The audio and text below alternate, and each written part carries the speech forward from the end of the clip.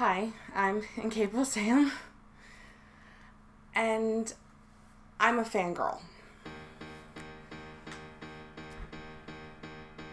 Hi guys, and welcome back to Who Am I? The fun little journey we're going to go on together where we try to figure out who the hell I am, because even I don't know. Today, I want to talk to you guys about my top 5 fangirl obsessions. Now, to keep things simple, we have limited to 5. It's been a hard time trying to figure out which ones make the cut, and ones that have been produced in TV or movie format. Because if we went into bands, this video would take forever. So, the first one on the list is probably the original obsession. This is something that goes back to probably when I was 6 or 7 years old. My mother was the type of woman who wanted to make sure her kids would be readers, which I think she kind of succeeded considering my brother is a librarian and I'm a hobby writer. I mean, it's not really a failure there. She did everything but shove books down our throats as a kid. We went to the library 3 times a week. We always went to story time at the library. We did the summer reading programs, and every single night before bed, she would read us a book. Now, me and my brother consistently fought over what book we wanted her to read, and we normally ended up just taking turns. Now, back when I was probably about 6 or 7 years old, my brother got 2 books and decided that we were going to read those ones because it was his turn, not mine. But kind of glad it was. Mr. and Mrs. Dursley of number 4 Privet Drive would like to say that they are perfectly normal. Thank you very much. Yes, ladies and gentlemen, I am talking about Harry Potter. I really feel like that was the gateway fandom for a lot of us. I mean, I was a member of that fandom before I even knew what a fandom was. I know my house, I know my wand, I know my Patronus. I have read every single book multiple times. I own all the movies in the special collector's edition that just came out a little while ago. I'm so horribly obsessed that I even make my friends take their quizzes, even if they're not that into it, because I want to know. My husband, if you were to ask him, who is also a fan of Harry Potter, but not quite as big of a fan as I am, would tell you that I could answer any question you ever had about Harry Potter. I'm not saying that. He's the one who thinks that. I know there are bigger Harry Potter fans out there than me, and people who have better memories than me, because my memory is not that great. But I'm still in love with these books. Whenever I need to remember who I am, I open up the first book and I fall in love all over again. I never knew that a book had that power, or the movies, that when I see that first chapter, when I read that first chapter, or watch the opening sequence of that movie, I'm 7 years old again. I still feel that childlike wonder of when I first sat there listening to my mother read it to me and butchering all the names. Come on, let's face it. The only thing that could have made those books better is if they came with a guide that told you how to pronounce all the names.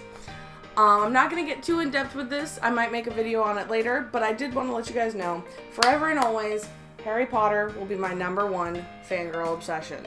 Number 2 also started out as a book, and it's a book I hold very near and dear to my heart. I think throughout my life I've owned 6 or 7 copies of these because I like that they always come out with new illustrations for it and various different ideas so everyone can have their spiel on it. Spiel? I don't think that's the right word. Anyways, however, it has been redone over and over again into movie format, including an adult musical comedy, which I haven't seen, but I'm looking forward to it. Anyways, ladies and gentlemen, I am talking about Alice in Wonderland. Again, this is one that I've been a fan of since I was a small child. Absolutely adore it.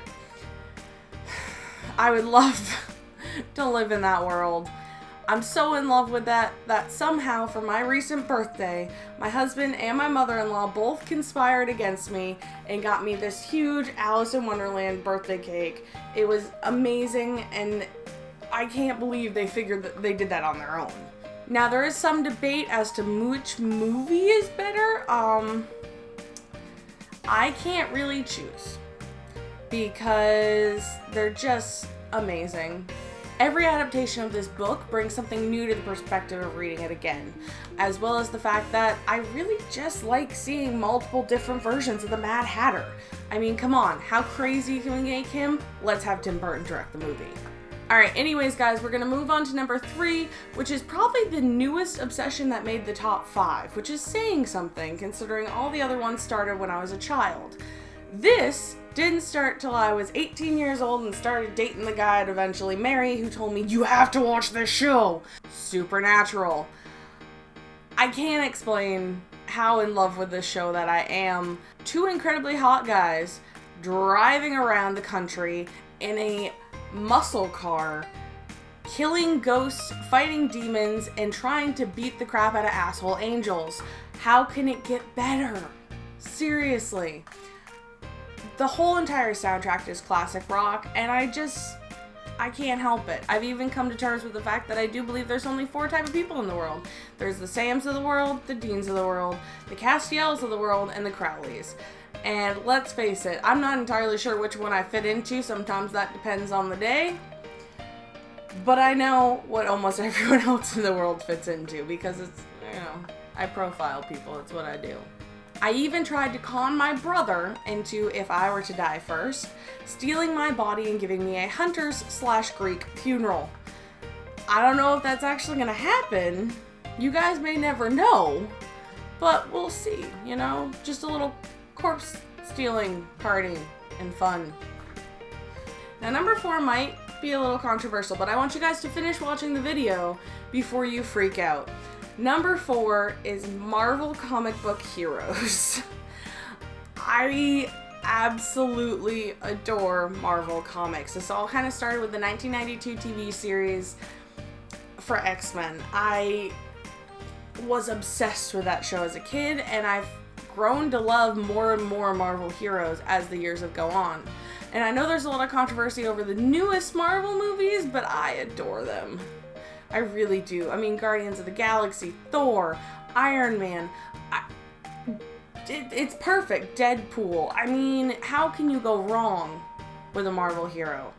I will always love them. I have always loved them, and it will probably continue throughout my life. And I swear I have probably spent more money on Marvel merch than should be acceptable for a person of my age. Now, like I said, there's a huge DC fan base out there, and I don't want you guys to get upset, because number 5 on my list is DC villains. Yes, there's a reason I specified Marvel heroes and DC villains. I love Marvel comic book heroes. I really do. But DC villains are just as good. I'm not a fan of DC heroes, though. I'm sorry, it just doesn't do it for me. But watching the Batman movies that were out when I was a child, even then, I loved the villain. I loved the Penguin. I loved the Joker, the Riddler, Harley Quinn, Lex Luthor, for crying out loud. All the villains in DC, I feel like, is where it really shines through for me. Which is why Suicide Squad was slightly disappointing for me. However, I haven't seen the extended edition. I've heard that's a lot better. Now, this being said, DC may have a way to beef up their heroes for me. I know Jason Momoa was gonna be Aquaman, and if anyone can redeem Aquaman, it's gonna be him. And I'm gonna go see that movie. Gal Gadot as Wonder Woman. I mean, they're getting the best actors to play these characters. I am so excited. I'm gonna go see the movies, and maybe, just maybe, you're gonna change my mind. Alright guys, so before we get into the end of this, we have 3 honorable mentions. I know, I made a rule, only 5, and I'm breaking it, but these are going to be super quick.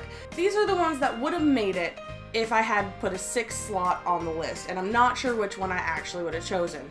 Now, the biggest exception to my DC villains rule is the Teen Titans animated show that came out in 2003 and went on till 2007?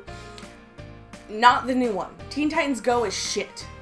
I'm sorry, they took everything good about the show and just ruined it. The characters are nothing but 2D, which, ironically, I guess they kind of always were, but Teen Titans, the 2003 series, was phenomenal. The characters, although they had obvious flaws and obvious strengths, built upon that throughout the entire series and really became characters that you felt were real, despite the fact that it was animated. I still am, and probably always will be, thoroughly obsessed with this show, and will continue to revisit it throughout my life.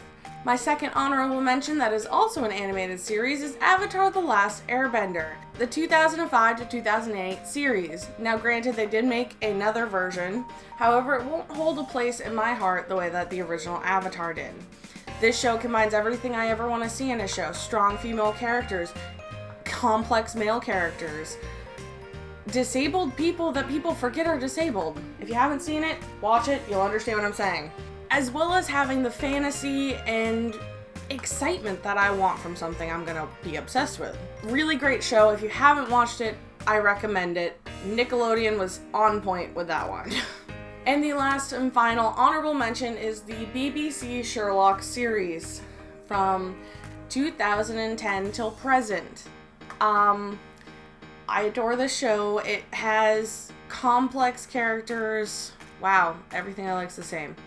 I love this show because it does one thing that I love it when TV shows or movies do. You meet a character in the beginning that you don't really like, you kind of think they're annoying, but by the end of the series you are completely in love with them and wouldn't want any harm to come to them. Yes, I'm talking about The Landlord. This show is great because it really just keeps you guessing. It's funny, it makes you use your brain, and you really fall in love with the characters for their knowledge, for their intrigue, for their ability to solve crimes. And I adore it, and when I'm 85 years old, I'll still be waiting for the next season because they keep pulling that crap on me, but I still will. 85 years old, I will still be waiting for the next Sherlock, like, I won't be fooled again. Alright guys, thank you so much for watching, and I really appreciate you guys supporting this. Let me know what your fan obsession is, what you fangirl or fanboy over all the time. I really want to know. Tell me in the comments below, and I will see you guys next time on IncapableSam.